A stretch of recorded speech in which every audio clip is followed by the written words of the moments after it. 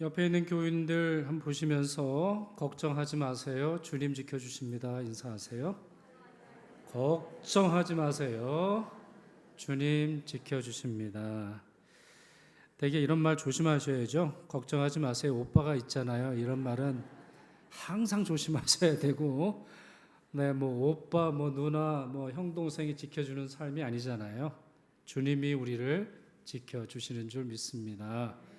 오늘도 그 사실을 믿고 찾아오신 예배에 오신 여러분 모두 축복합니다. 갈멜산, 엘리야 대단한 승리를 거둔 산이죠.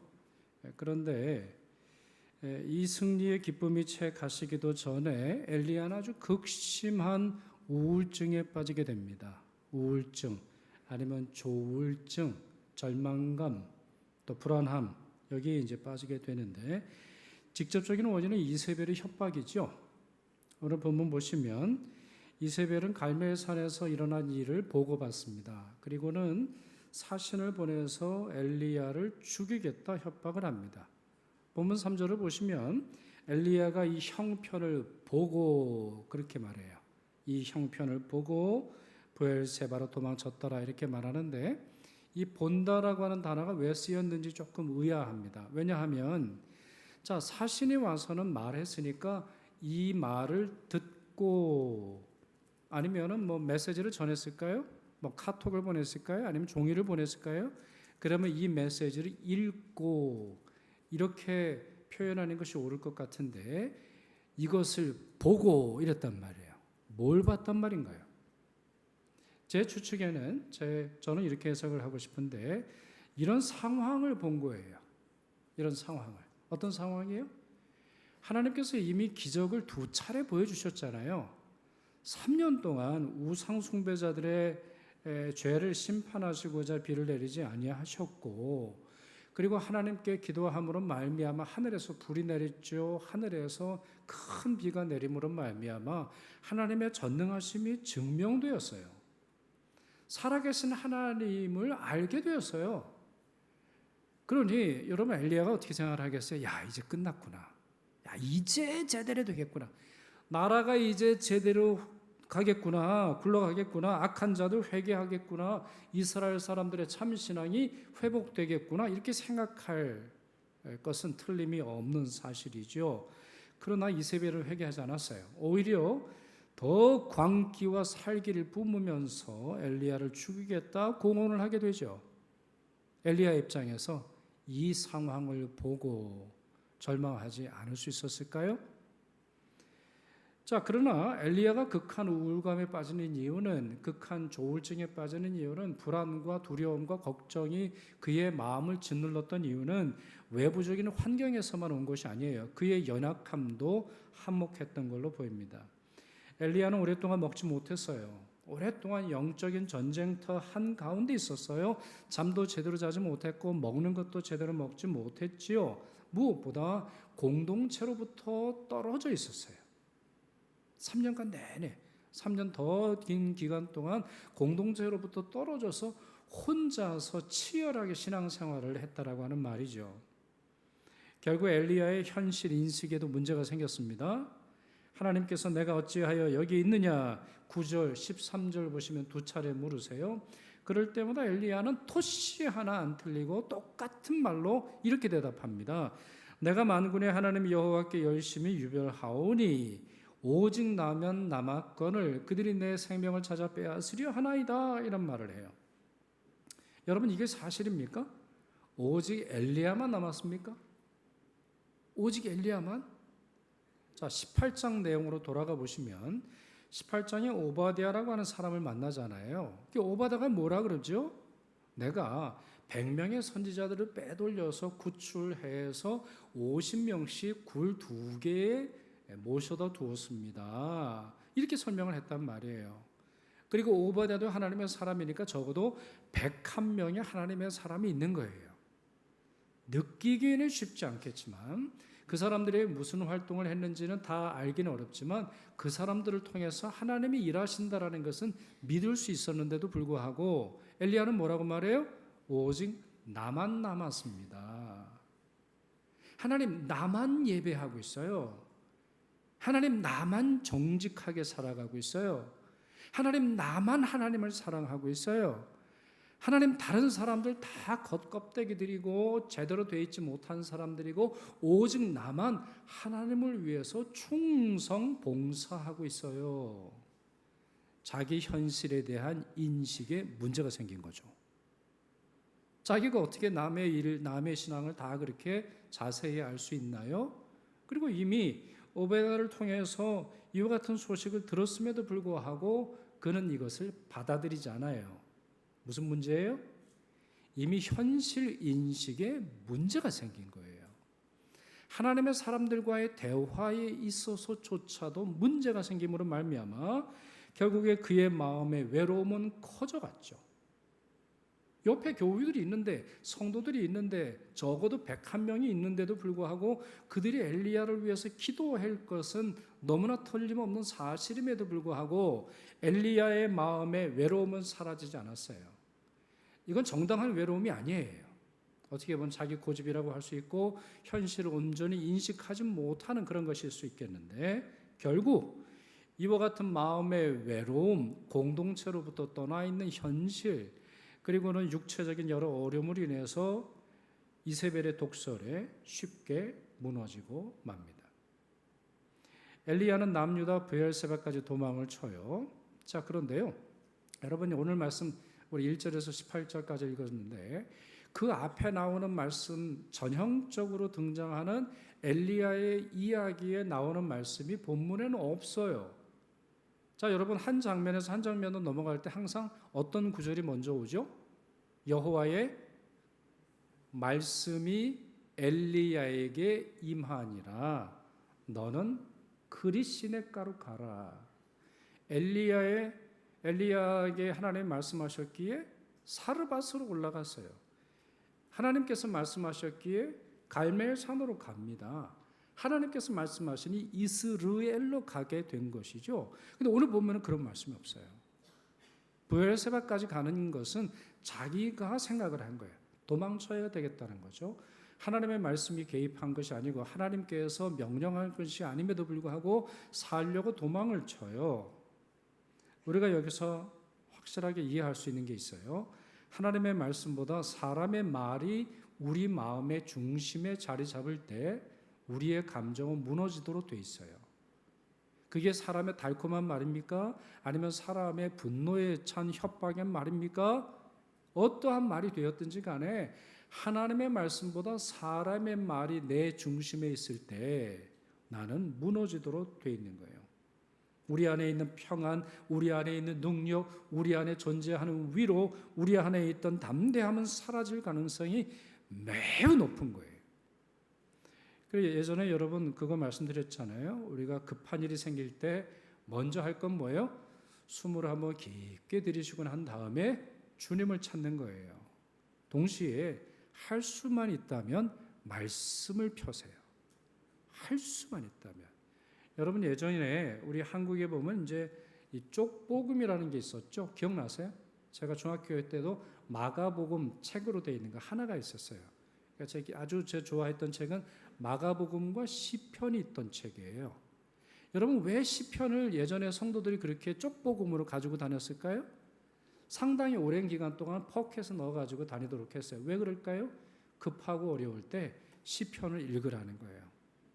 그리고 그 시편 말씀을 통해서 마음이 막 흔들리고 내 마음에 막 걱정이 찾아오고 불안하고 잠을 이룰 수 없고 내 마음이 무너져 내릴 것 같을 때 하나님의 말씀이 내 안에 들어오도록 읽으라는 거예요.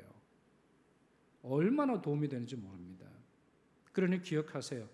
하나님의 말씀이 있어야 할 자리에 사람의 말이 자리 잡지 않도록 하세요. 사람의 말은 여러분들에게 도움이 되지 못하는 것이죠. 자, 지도 한번 보시겠어요? 자, 그동안은 북이스라엘의 북쪽만 보여드렸는데 이제 이스라엘 전체의 지도가 되겠습니다. 자, 이스라엘이라고 하는 여기 말은 북이스라엘을 뜻하는 거예요. 그리고 밑에 유다, 주다 이렇게 되어 있죠.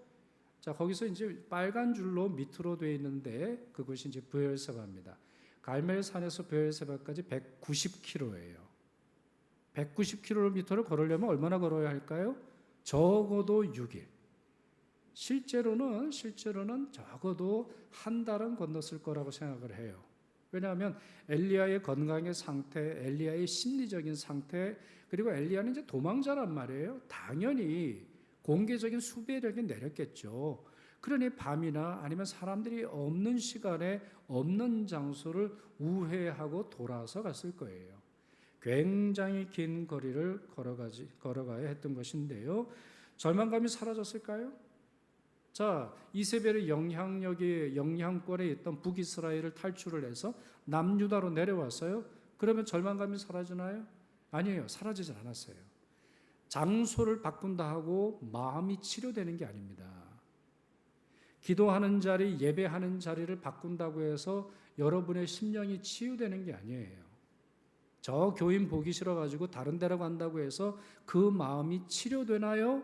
아니에요. 그냥 눈 덮은 것처럼 치료된 것처럼 보일 뿐이죠. 자, 오히려 절망감이 커집니다.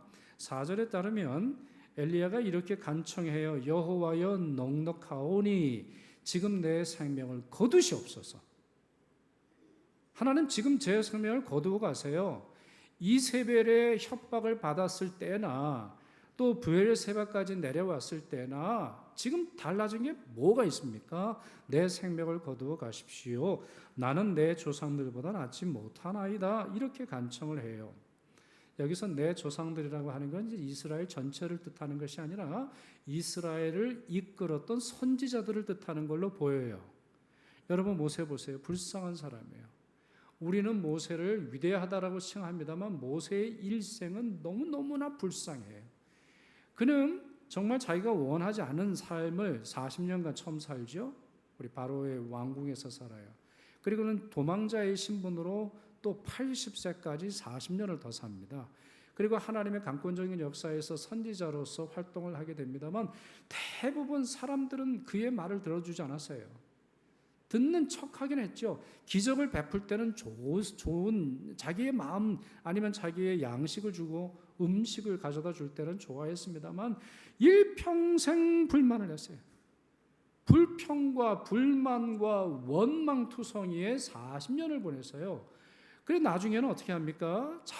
모세도 자기의 감정을 추스리지 못해가지고 분노하여서 어떤 일을 했더니 결국은 그게 문제가 되어서 가나안 땅에 들어가지 못하게 된단 말이에요.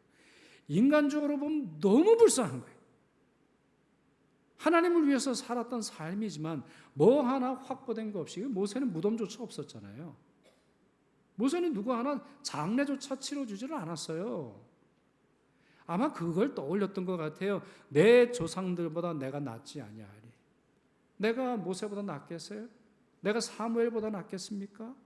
그렇지 않음에도 불구하고 변화되지 않는 이 이스라엘 백성들을 향해 볼 때 하나님 저 그냥 천국 가는 게 좋겠습니다. 이렇게 브엘세바에서 한탄을 하더라는 거죠. 자, 그러자 하나님께서는 브엘세바에서 호렙산으로 엘리야를 보내십니다. 자, 호렙산 어디 있을까요? 지도 또 하나 보세요. 지도가 이제 더 커집니다. 그러니 지도가 작은 지도일 때 여러분들이 외우셔야 되는데 지도 보여주셔야 될 텐데, 네. 자, 이게 뭐 고대 근동까지는 아닙니다. 왼쪽에는 이집트고 가운데 있는 건 시나이 반도, 시내 반도라고 하는 거고 또 오른쪽으로 이제 미디안 광야가 이제 펼쳐지게 되는 것이죠. 그 위쪽은 이제 요르단이 되겠는데, 자, 이 지도는 어떤 지도냐면 이스라엘의 출애굽 지도입니다. 자, 이집트를 출발을 해요. 그리고 남쪽으로 내려옵니다. 북쪽으로는 이제 가나안 땅이 있는데, 자, 남쪽으로 내려와서 맨 밑에 뭐냐면 시내산이 있어요. 여러분 시내산 같은 거 아시죠? 모세를 부르셨던 시내산, 또 모세를 통해서 율법을 주셨던 시내산이 저기 있는데 저곳까지 누가 가요? 엘리야가 걸어갑니다. 40주 40야를 걸었어요. 며칠 갔단 말이죠? 40주 40야니까 80일을 걸었다는 말이에요. 되게 우리 이 성경에서 날짜를 계산할 때는 밤낮으로 하루를 계산하는 게 아니라 이렇게 계산을 합니다. 거기에 안식일을 또 뺐어야 됐을 텐데 그래서 대부분의 주석학자들은 90일, 3달이 걸렸을 거라고 봐요. 뭐 그럴 만해요. 다시 말씀드립니다. 여기는 광야길이에요. 여기는 사막과도 같아요. 음식을 챙겨 가져온 게 아니에요. 누구 하나 엘리야를 도와주지 않았어요. 도와줄 수도 없었던 것이죠. 그러니 더 북쪽에 있는 이스라엘에서 부엘세바에서 밑에 400km까지 되어 있는 이 호렙산까지 얼마나 걸었을까요? 거의 600km를 걸었어요. 그러니 세 달이 뭐예요? 거의 4달 가까이를 걷고 걸었는데요. 왜 이곳으로 가야 했을까요? 왜 엘리야? 우리의 생각에는 갈멜산에서 그 천하를 호령하며 우상 숭배자들을 향해서 심판의 메시지를 전했던 그 당당한 엘리야는 어디로 가고 패배자처럼 무려 수십 일을 3달에서 4달을 걸으며 이 호렙산으로 가야 했을까요? 그 전까지 엘리야의 삶을 떠올려 보세요. 전쟁터와 다를 바 없었어요. 배고픔과 목마름을 견뎌야 했습니다. 협박하는 말 어디 한두 번이었겠어요? 협박하는 말 한두 번이었겠습니까? 공허한 사람들의 눈빛에 얼마나 그의 마음이 지쳤을까요? 하나님의 말씀을 아무리 전해도 변화하지 않는 그들, 잠깐 반짝하며 하나님을 향해 할렐루야 외치면서도 뒤로 돌아가면 우상 숭배하는 그들, 변화가 없는 그들의 모습에 엘리야는 지쳤을 것입니다. 그런 와중에 엘리야의 목표는 하나였을 거예요. 저는 이렇게 생각을 하는데 이 3년간의 기간 아니면 그 전에 있었던 기간에 엘리야의 목표는 하나예요. 하나님을 위하여 일하는 거예요. 하나님을 위해 찬양하는 거고 하나님을 위해 예배하는 거고 하나님을 위해 사역하고 기도하고 선교했던 그런 모습에 그의 마음이 집중되어 있을 거예요. 그러다가 뭐가 찾아왔을까요? 영어로 burnout이라고 합니다. 다 타버렸다는 말이에요. 인풋이 없어요. 내적으로 채워지는 게 없어요. 하나님을 위해서 일한다고 하지만 자신을 위해서 채우는 것이 없어요. 자기의 영적인 에너지가 메마른다는 것은 사실 알지 못했어요. 자기의 육체의 에너지가 사라진다는 것을 깨닫지 못했어요. 자기의 감정에도, 여러분 사람은 감정의 동물이에요. 육체만 한 방에 거꾸로지는 것이 아닙니다. 마음에도 우울증이 찾아오고 걱정이 찾아오고 불안이 찾아오고 절망하게 되면 한순간에 무너지는 것이 우리 인간이란 말이에요. 그러나 자기 자신의 패기만만하고 언제까지든지 기도하면은 하늘에서 불이 떨어지고 하늘에서 비가 안 내리리라고 생각을 했습니다만 아니에요. 바닥나 버린 거예요. 바닥나 버린 거예요. 그러니 누가 와서 툭 치기만 해도 넘어질 수밖에 없는 그러한 영적 상태에 이르게 된 것이죠. 이런 상태로는 아무것도 할 수 없어요. 잠시 물러나는 수밖에 없어요. 정치도, 경제도, 그리고 이세벨도, 아합도 다 내려놓고 세상과 나는 간 곳 없고 오직 구속한 주만 보이도다. 수련회를 가야 했어요. 세상 붙들고 세상에서 하나님을 위해서 일하는 것, 이것이 매우 소중한 선지자적 사명입니다만 이 갈멜산의 역사만이 아니라 호렙산으로 올라가야 됐어요. 자기를 채워야 됐어요. 하나님이 주시는 그 따뜻한 사랑과 하나님이 주시는 치유를 경험하지 않고는 더 이상 갈멜산의 역사는 없게 되는 것이죠. 자, 그렇다면 하나님께서는 이 엘리야를 어떻게 치료하셨을까요? 자, 브엘세바로부터 엘리야까지 가는 과정, 이 호렙산까지 가는 과정, 또 호렙산에서 하나님은 치유하시는데 4가지를 말씀드릴게요. 첫째, 엘리야를 재우셨어요. 엘리야를 재우셨습니다. 잠을 제대로 자지 않고는 아무것도 할 수 없어요. 여러분 그렇잖아요? 여러분 중에서도 우리 불면증 때문에 고생하시는 분들 하나님이 정말 은혜 주시기를 바랍니다. 또 우리 주일 예배를 드리시기 전에 여러분 간곡하게 말씀을 드리는데 토요일 날 일찍 주무세요.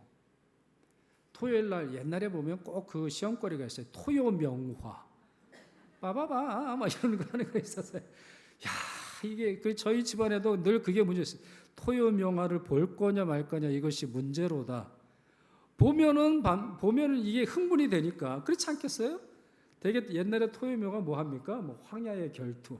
주로 총싸움하는 거 이거 보여줬거든요. 이게 딱 이렇게 해가 누가 총 뽑냐. 그러니 여러분 영혼이 제대로 쉴 수가 없는 거죠. 그러니 주일날 와서 이제 조는 거예요.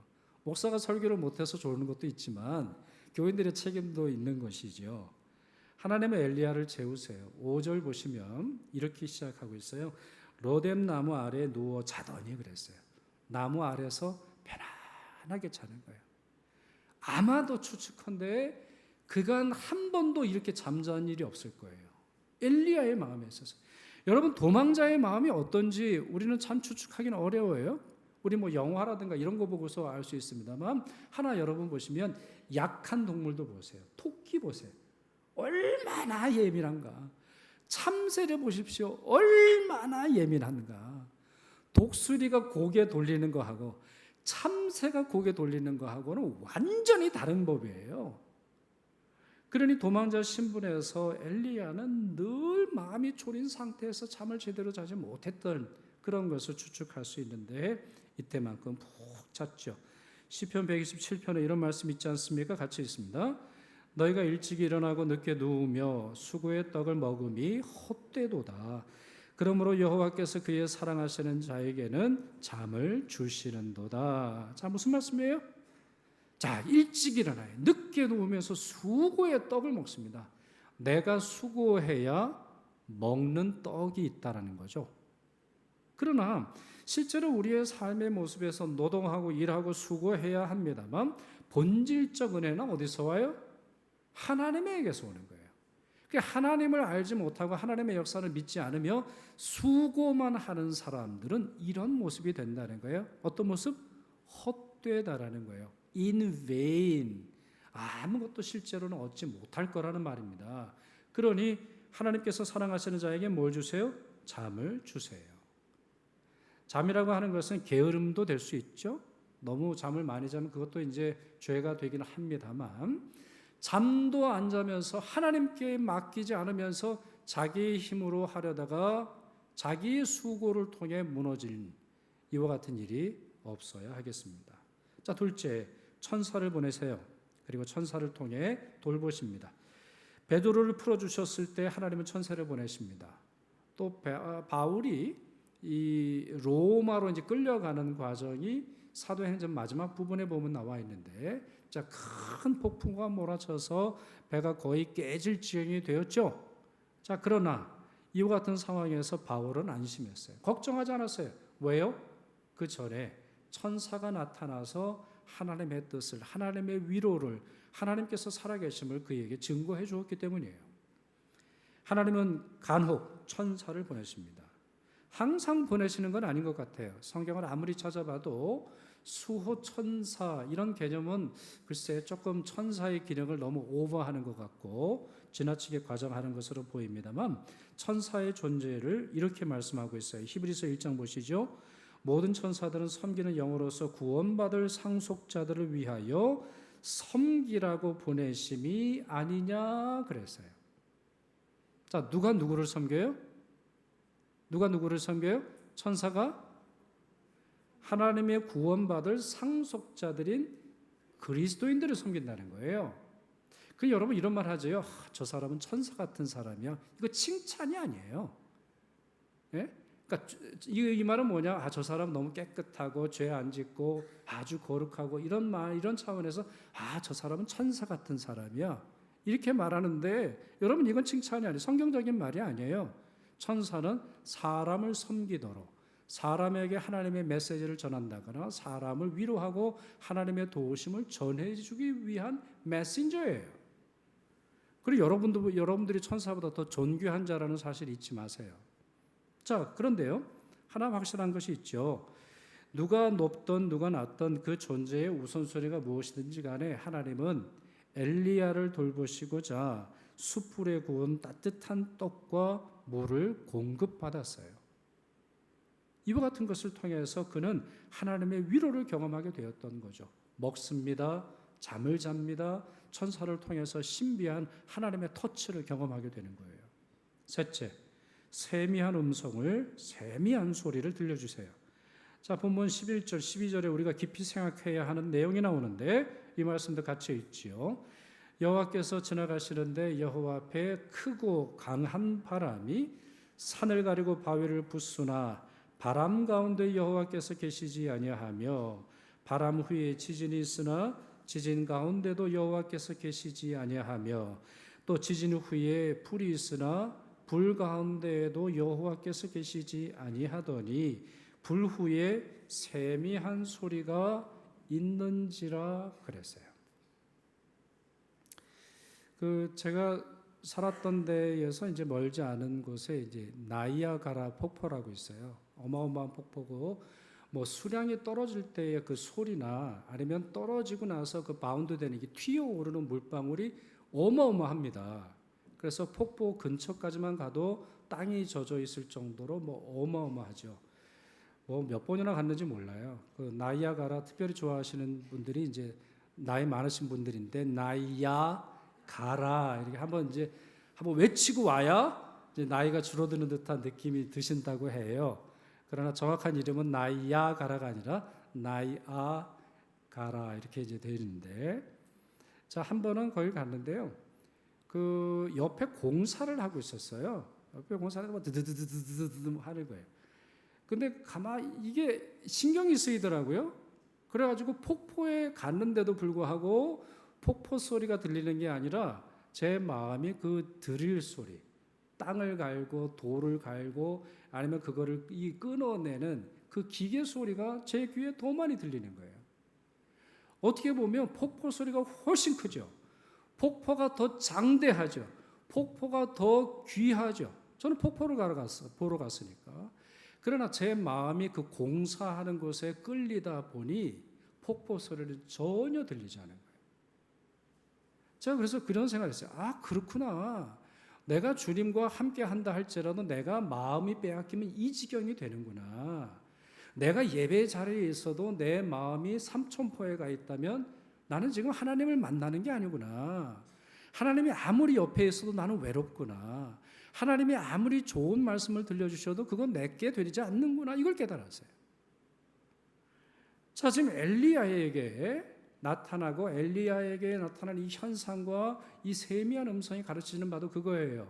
세 개의 현상이 나타나죠. 강한 바람이 불었어요. 바위를 깨는 바람, 어마어마한 바람이죠. 그러나 거기에 뭐라고 돼 있죠? 여호와께서 계시지 않았어요. 중요한 건 바람이 아니에요. 중요한 건 정치가 아니에요. 중요한 건 경제가 아니에요.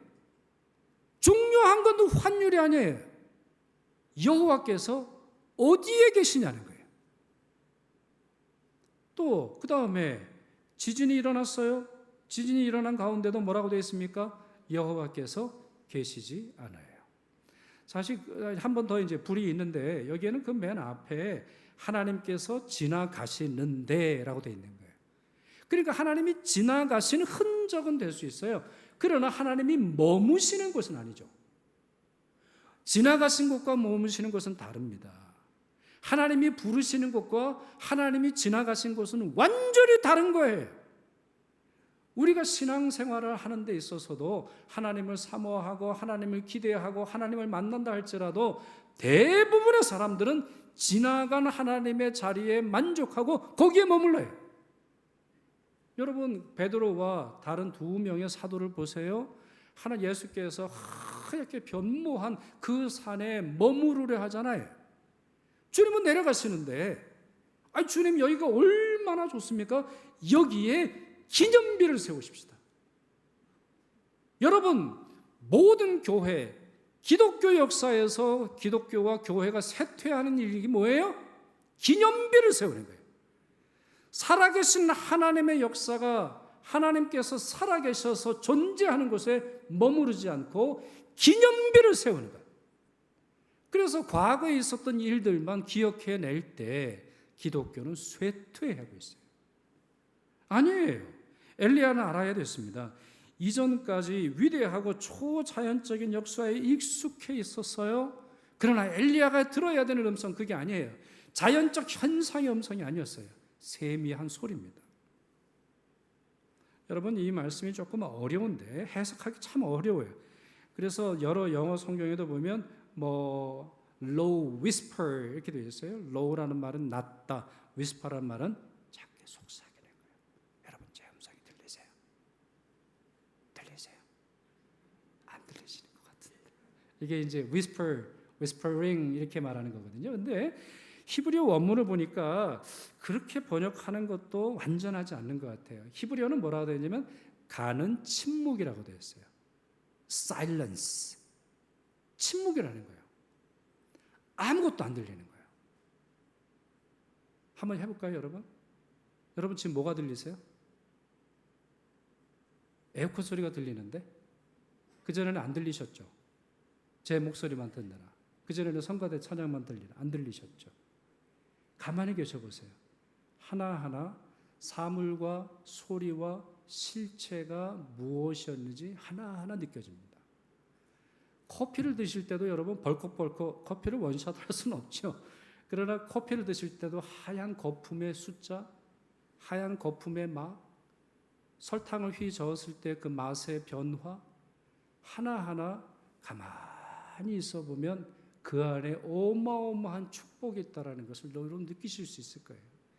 한순간에 한 숟갈의 밥을 뜨기 위해서 그 쌀을 보면서 느껴지는 그 감정 하얗게 모락모락 올라오는, 오늘 아침 안 드신 분들은 너무 죄송합니다만 그냥 이렇게 올라오면서 옛날에 엄마가 그 부뚜막에서 막 그냥 밥 해주던 그게 막 떠오르는 그럴 때가 있잖아요. 하나님을 만날 때도 그러라는 거예요. 세미한 소리, 세미한 침묵이 있다는 거예요. 시편 46편에 보면 이런 말씀이 있어요. 너희는 가만히 있어 내가 하나님 됨을 알지어다 그랬어요. 어떻게 하라고요? 어떻게 해야 하나님을 알아요? 너희는 가만히 있으라는 거예요. 너희가 뭔가 하는 것처럼 보이지만 그걸로는 안 된다는 거예요. 가만히 있어 나의 침묵을 통해 하나님의 존재가 드러나고 하나님 역시 하나님의 침묵을 통해 그분의 살아계신 역사와 우리를 사랑하시는 온기가 우리에게 전해진다는 거예요. 엘리야는 거의 침묵과도 같은 낮은 목소리를 듣습니다. 너무나 미미해 보이는 작은 것들을 발견하게 되었을 거예요. 특별할 것 없는 평범한 일상에서도 하나님의 음성이 들려지기 시작했을 겁니다. 하늘에서 불이 떨어지지 않는다 할지라도, 하늘에 침묵이 있다 할지라도 그 가운데 거하시는 하나님의 손길과 하나님이 일하시는 것을 알아차리게 되었을 것입니다. 바로 그때에 그의 마음은 평화를 얻게 되었죠. 마지막으로 넷째, 하나님은 새로운 사명을 주세요. 그리고 7천 명의 공동체가 있다라고 하는 사실을 알려주십니다. 자, 그것이 15절에서 16절까지의 내용에 있는데요. 그 중에 그리고 나서 이제 18절에 이런 말씀하시죠. 이 말씀 우리 같이 읽지요. 내가 이스라엘 가운데 7천 명을 남기리니 다 바알에게 무릎을 꿇지 아니하고 다 바알에게 입 맞추지 아니한 자니라. 엘리야가 얼마나 창피했을까요? 나만 남았다고 생각을 합니다만 하나님의 역사는 그렇지 않아요. 자기의 눈에 보이지 않을 뿐 하나님의 역사는 멈추지 않았어요. 7천 명이라고 하는 사람이 무릎을 꿇지 않고 거룩한 성도로서 기도하고 예배하고 찬양하고 하나님의 공동체를 세워나갔던 것이죠. 하나님의 사람들 가끔 극한 심리적인 어려움을 겪곤 합니다. 스펄전이 한 책에서 이런 말을 했는데, 이런 글을 썼는데 읽어드릴게요. 아무리 탁월하게 쓰임받는 목사들이더라도 대부분이 모든 것이 망가져버리는 무서운 침체의 시기를 경험한다는 사실은 구태여 그들의 전개에 나타나는 사실들을 언급하면서까지 입증할 필요가 없습니다. 루터의 생애만 보아도 그런 경우가 수없이 나타납니다. 그는 환희의 7층 천까지 올라가는 때도 많았고 절망의 나락에 떨어질 때도 많았습니다. 그러면서 다음과 같이 매우 중요한 말을 해요. 무엇보다 그들은 사람이었습니다. 사람이므로 연약함이 있고 슬픔을 당하게 되어 있는 것입니다. 그러니 루터이든 칼빈이든 아니면 엘리야이든 모세이든 또 다른 누군가가 필요한 것입니다. 홀로 가는 신앙생활은 늘 약할 뿐입니다. 오직 나만 남았거늘 이것은 자기에게 아무런 도움이 되지 않아요. 하나님의 역사를 바라보지 못할 뿐만 아니라 넘어질 때 일어설 수가 없어요. 동행하는 사람이 필요하고 동행해 주었기에 내가 오늘 이 모습으로 주님 앞에 설 수 있다는 것을 인정하시기를 바랍니다. 동행하는 사람이 필요합니다. 그래야 넘어지고 무너져도 다시 일어설 수 있는 것이죠. 이제 짧게 요약을 하면서 설교를 맺으려고 합니다. 하나님의 사람에게는 갈멜산만이 아니라 호렙산이 필요합니다. 둘째, 긍휼의 눈으로 바라보십시오. 여러분 자신을 향해서도 긍휼의 눈으로 바라보세요. 그리고 남을 향해서도 똑같이 긍휼의 마음으로 바라보세요. 힘들다면 힘들다고 받아주세요. 뭐 그까짓 거 가지고 그래. 그거 말 한마디 한 거 가지고 뭘 그래가 시험을 당하고. 여러분 그러지 마세요. 아니 엘리야도 이세벨의 한마디 때문에 무너진 거예요. 힘들다면 힘들다고 하는 것을 받아주셔서 함께 위로해 주세요. 셋째, 교회는 일해야 합니다. 7,000명의 성도들 있다라고 하는 사실을 기억하고 7,000명의 성도들이 되어서 이 세상에 위로받아야 할 사람들, 마음이 무너진 사람들, 마음이 괴로운 사람들이 찾아와서 하나님을 만나 치유되는 곳이 되어야 되겠습니다.